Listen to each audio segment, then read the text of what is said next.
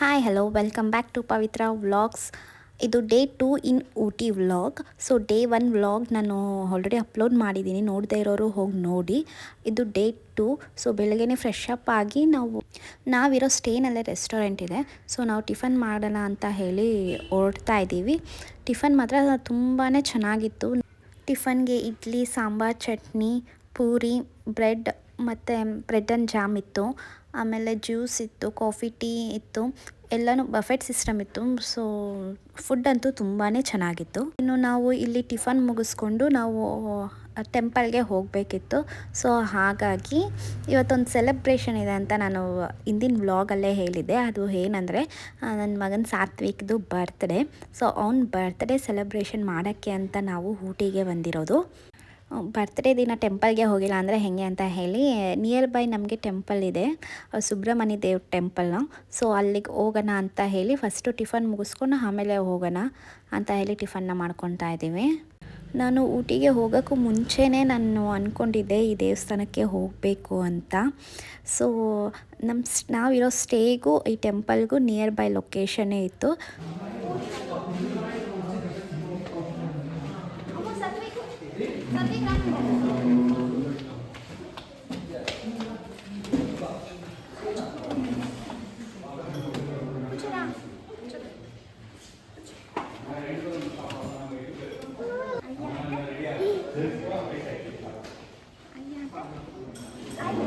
ಇಡ್ಲಿ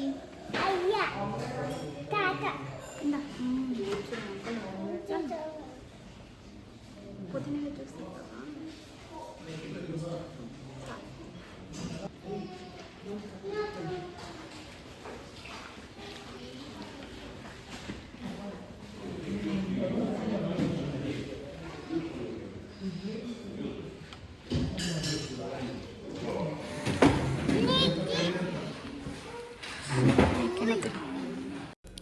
ಇನ್ನು ನಾವು ಯಾವುದೇ ಔಟ್ ಆಫ್ ಸ್ಟೇಷನ್ ಹೋಗಲಿ, ಔಟ್ ಆಫ್ ಕಂಟ್ರಿ ಹೋಗಲಿ, ನಮ್ಮ ಅಮ್ಮಂದಿರಿಗೆ ಇರೋ ಮೇನ್ ಪ್ರಾಬ್ಲಮ್ಮೇ ಈ ಮಕ್ಕಳ ಟಮ್ಮಿ ಫುಲ್ ಮಾಡೋದು.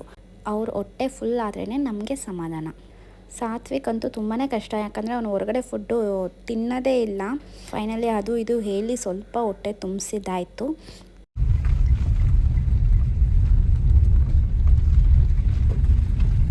ಇನ್ನು ನಾವು ಹೋಗ್ತಾ ಇರೋ ಟೆಂಪಲ್ ನೇಮ್ ಬಂದು ELK ಹಿಲ್ ಅಂತ, ಸುಬ್ರಹ್ಮಣ್ಯ ದೇವಸ್ಥಾನ. ಇಲ್ಲಿ ನಾವು ನಮ್ಮ ಸ್ಟೇಯಿಂದ ಗೂಗಲ್ ಮ್ಯಾಪ್ ಹಾಕ್ಕೊಂಡು ಹೋದ್ವಿ. ಸೊ ಅಲ್ಲಿ ಹೋದರೆ ಬೇರೆ ರೂಟ್ ಹೇಳ್ತಾರೆ ಅಲ್ಲಿರೋ ಪೊಲೀಸವರು. ಸೊ ಬೆಟರ್ ಅಲ್ಲಿರೋ ಲೋಕಲ್ ಪೀಪಲ್ಸ್ನ ಕೇಳಿಕೊಂಡು ನಾವು ಹೊರಡ್ರೆ ನಮಗೆ ಈಸಿ ಆಗುತ್ತೆ, ಬೇಗ ರೀಚ್ ಆಗ್ಬೋದು. ನಾವು 2 ಸಲ ಸುತ್ತಿ ಅಲ್ಲೇ ಬಂದು ಮತ್ತೆ ನಾವು ಅಲ್ಲಿರೋರನ್ನ ಕೇಳ್ಕೊಂಡು ಹೋಗಿದ್ದಾಯಿತು ಈ ದೇವಸ್ಥಾನಕ್ಕೆ.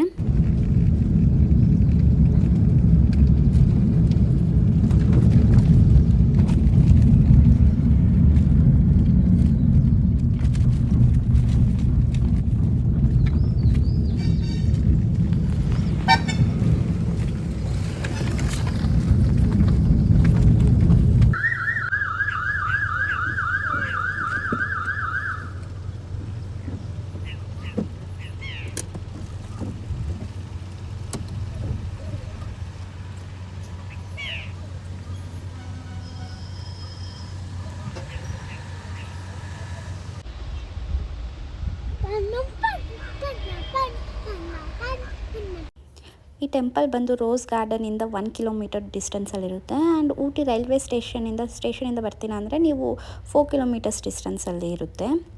ಆ್ಯಂಡ್ ನಾವು ಮೇಲ್ಗಡೆ ಹೋಗ್ಬೇಕಂದ್ರೆ 300 ಸ್ಟೆಪ್ಸ್ ಇರುತ್ತೆ. 300 ಸ್ಟೆಪ್ಸ್ನ ಹತ್ಕೊಂಡು ಹೋಗಬೇಕಾಗಿರುತ್ತೆ.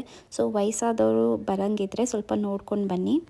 ಆ್ಯಂಡ್ ಅಲ್ಲೇ ಕೆಳಗಡೆನೆ ಒಬ್ಬರು ಹೂವು, ತೆಂಗಿನಕಾಯಿ ಪೂಜೆ ಐಟಮ್ಸ್ ಎಲ್ಲ ಇಟ್ಕೊಂಡಿರ್ತಾರೆ. ಸೊ ನಾನು ಬಂದು ಒಂದು ಮೊಳ ಹೂವು ತೊಗೊಂಡೆ ಆ್ಯಂಡ್ ತುಪ್ಪದ ದೀಪ ತೊಗೊಂಡೆ, ಮೇಲ್ಗಡೆ ದೀಪ ಹಚ್ಚೋಣ ಅಂತ ಹೇಳಿ ಸಾತ್ವಿಕ್ ಹೆಸರಲ್ಲಿ ಪೂಜೆ ಮಾಡಿಸಿ.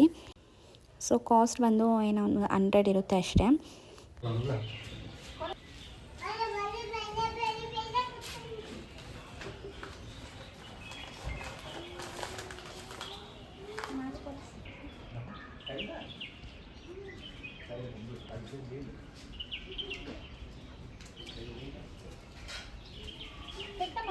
क्या मैया दो जीवाना वांजिया मम्मी करता हूँ कालो जी लाडल जनु रोटला अरे जी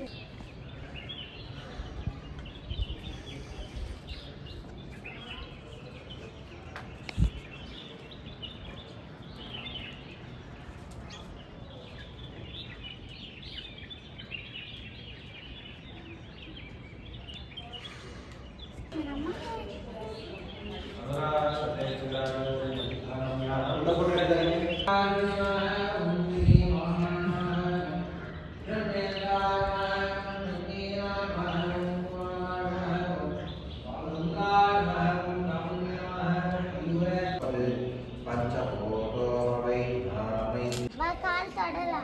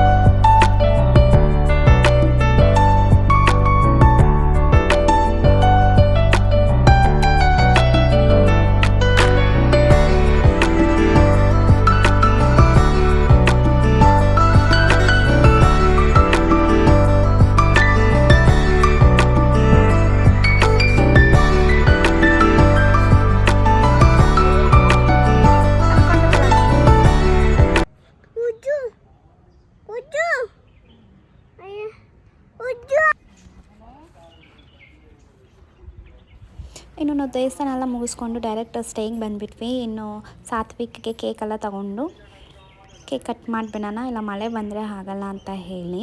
ಇಲ್ಲೇ ನಮ್ಮ ಸ್ಟೇ ಮುಂದೆನೇ ದೊಡ್ಡ ಗಾರ್ಡನ್ ಇತ್ತು, ನೀವು ನೋಡ್ತಿದ್ದೀರಲ್ಲ ಆ ಬರ್ಡ್ಸ್ ಸೌಂಡ್ ಎಲ್ಲ ಎಷ್ಟು ಚೆನ್ನಾಗಿತ್ತು ಅಂತ. ಎಲ್ಲೇ ಹೋದರೂ ಊಟಿಲಿ ಯಾವ ಪ್ಲೇಸ್ಗೆ ಹೋದರೂ ಈ ಬರ್ಡ್ಸ್ ಸೌಂಡ್ ಅಂತೂ ಕೇಳಿಸ್ತಾನೆ ಇರುತ್ತೆ.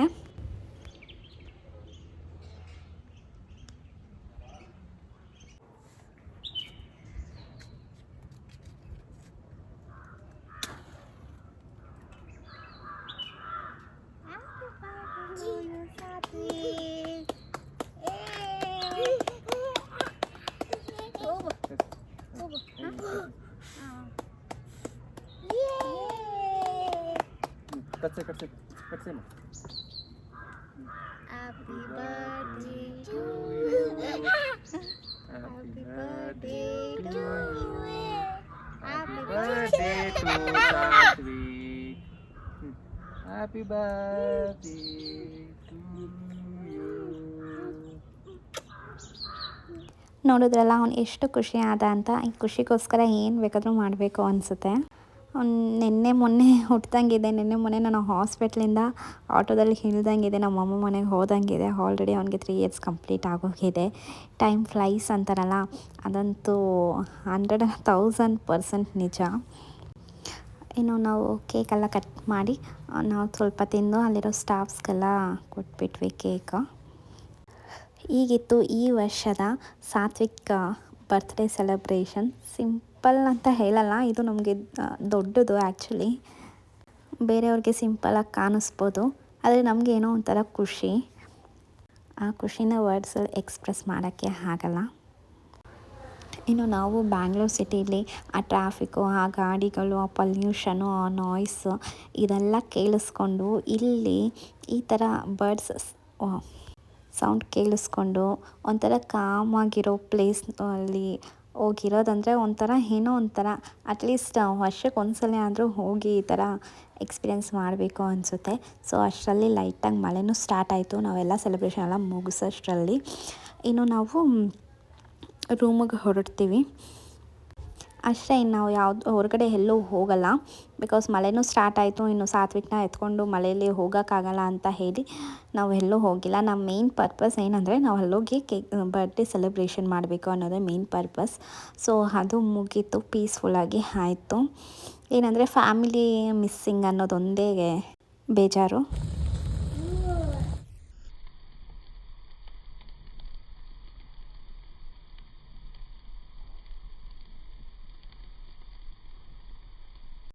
ಇನ್ನು ಸಂಜೆ ನಾವು ಬಾನ್ ಫೈರ್ ಇತ್ತು ನಮ್ಮ ರೂಮಲ್ಲೇ. ಸೊ ನಾವು ಅದನ್ನು ತೊಗೊಂಡಿದ್ವಿ. ಅದು 300 ಅನಿಸುತ್ತೆ ಪ್ರೈಸ್ ಅದಕ್ಕೆ ಎಕ್ಸ್ಟ್ರಾ. ಸೊ ಅದನ್ನು ತೊಗೊಂಡು ಸ್ವಲ್ಪ ಬೆಚ್ಚಗಿರುತ್ತೆ ರೂಮ್ ಅಂತ ಹೇಳಿ ಅದನ್ನು ತೊಗೊಂಡಿದ್ವಿ.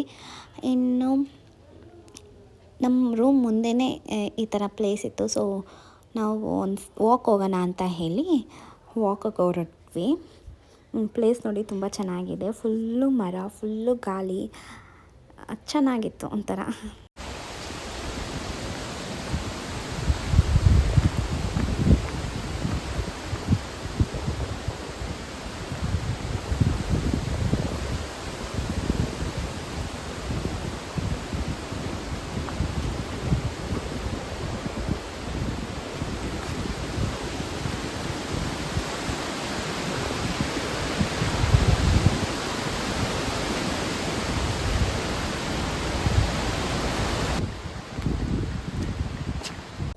ಮತ್ತು ಇದು next day vlog.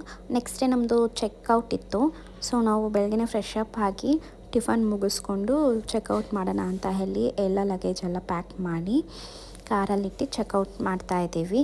So Ooty trip ಹೇಗಿತ್ತು?